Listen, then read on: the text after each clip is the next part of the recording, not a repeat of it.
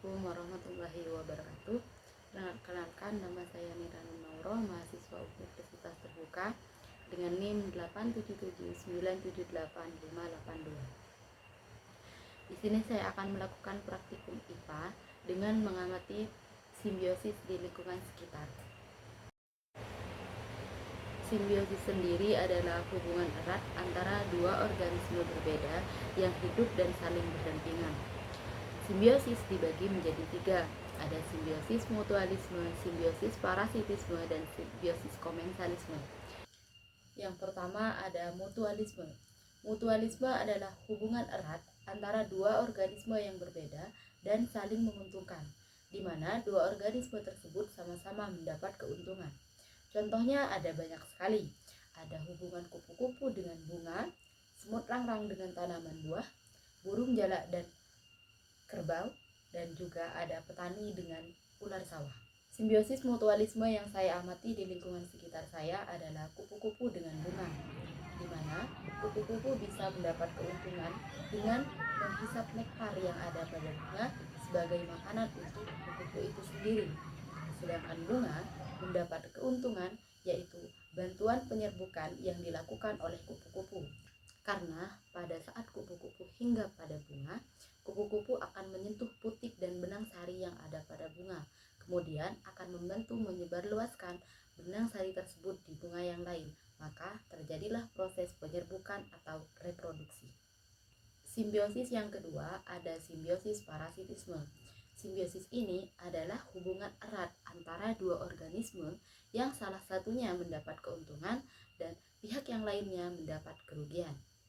Contohnya ada nyamuk dengan manusia, kutu dengan manusia, kemudian ada benalu dengan tanaman yang dihinggapinya atau ditempatinya, juga ada jamur panu dengan manusia. Selain itu juga ada cacing pita dan hewan juga manusia. Simbiosis parasitisme yang saya amati di sekitar saya adalah manusia dengan nyamuk. Pada saat nyamuk menghisap darah manusia, pada saat itu nyamuk mendapatkan keuntungan, yaitu terpenuhinya kebutuhan makanan atau telur yang ada pada nyamuk tersebut dengan menghisap darah manusia. Sedangkan manusia mendapatkan kerugian karena darahnya dihisap oleh nyamuk. Yang hal tersebut bisa berakibat gatal pada kulit manusia, bahkan juga berakibat lebih dari itu. Contohnya bisa menyebabkan penyakit demam berdarah dan malaria. Bahkan akibat penyakit tersebut bisa mengakibatkan kematian pada manusia.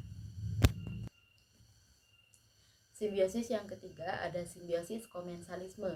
Simbiosis ini adalah hubungan erat antara dua organisme yang berbeda, di mana salah satu organisme tersebut mendapatkan keuntungan, sedangkan organisme yang lain tidak mendapat keuntungan maupun tidak mendapat kerugian. Contohnya ada ikan hiu dan ikan remora, ada udang dan mentimun laut, ada anggrek dan pohon inangnya, juga ada tanaman paku dengan tanduk rusa. Simbiosis yang saya amati di sekitar saya ada bunga anggrek dan pohon mangga. Pada saat anggrek menempel pada pohon mangga, maka anggrek akan mendapatkan keuntungan karena bisa hidup di pohon mangga tersebut. Anggrek menempel pada pohon mangga tersebut untuk melakukan fotosintesis dengan mendapatkan cahaya matahari yang cukup untuk mendapatkan air dan nutrisi yang lain. Sedangkan pohon mangga tidak mendapatkan kerugian maupun keuntungan apapun dari anggrek tersebut, karena anggrek tersebut hanya menumpang hidup pada pohon mangga tersebut, tetapi tidak memberikan kerugian maupun keuntungan apapun pada pohon mangga tersebut. Hubungan simbiosis penting bagi fungsi ekosistem karena membantu menjaga keseimbangan dan stabilitas. Simbiosis memainkan peran penting dalam ekosistem dengan mempengaruhi kelangsungan hidup, pertumbuhan, dan evolusi spesies. Hubungan simbiosis dapat meningkatkan efisiensi penggunaan sumber daya, bantu dalam penyerbukan dan penyebaran benih, serta menyediakan perlindungan dan nutrisi bagi organisme yang terlibat. Demikian praktikum saya kali ini. Terima kasih dan sampai jumpa. Assalamualaikum warahmatullahi wabarakatuh.